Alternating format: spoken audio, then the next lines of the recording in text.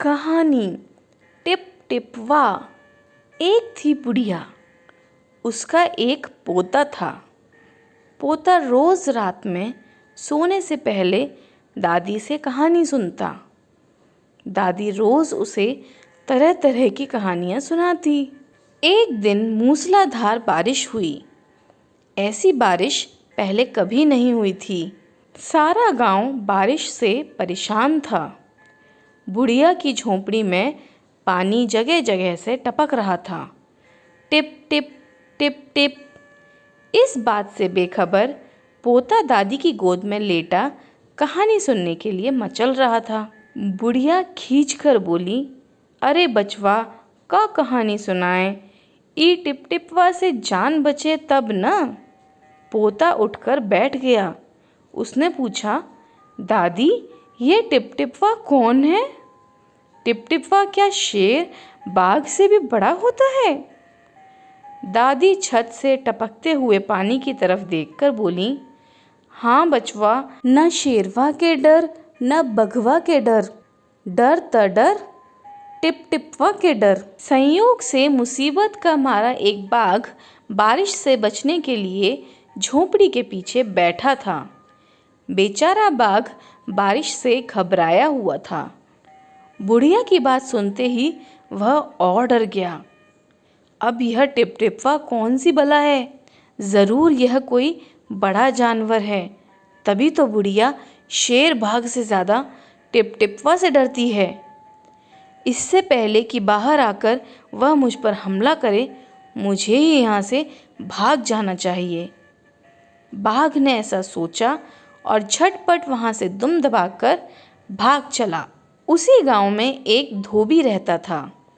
वह भी बारिश से परेशान था। आज सुबह से उसका गधा गायब था।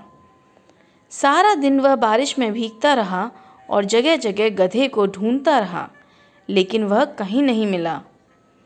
धोबी की पत्नी बोली, जाकर गांव के पंडित जी से क्यों नहीं पूछते?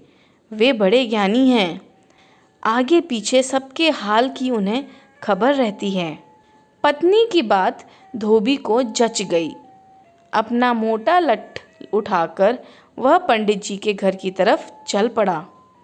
उसने देखा कि पंडित जी घर में जमा बारिश का पानी उलीच उलीच कर फेंक रहे थे।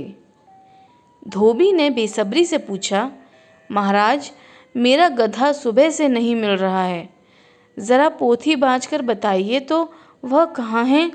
सुबह से पानी उलीचते उलीचते पंडित जी थक गए थे।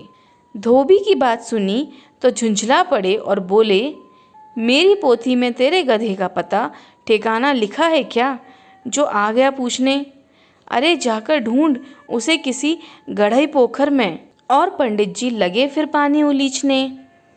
धोबी वहाँ से चल दिया। चलते चलते वह एक तालाब के पास पहुँचा। तालाब के किनारे ऊंची ऊंची घास उग रही थी। धोबी घास में गधे को ढूंढने लगा। किस्मत का मारा बेचारा बाघ टिप टिपवा के डर से वहीं घास में छिपा बैठा था। धोबी को लगा कि बाघ ही उसका गधा है। उसने आव देखा न ताव और लगा बाघ पर मोटा लट्ठ बरसाने। बेचारा बाघ इस अचानक हमले से एकदम घबरा गया। बाघ ने मन ही मन सोचा, लगता है यही टिप टिपवा है। आखिर इसने मुझे ढूंढ ही लिया। अब अपनी जान बचानी है तो यह जो कहे चुपचाप करते जाओ। आज तूने बहुत परेशान किया है, मार मार कर मैं तेरा कचूमर निकाल दूंगा।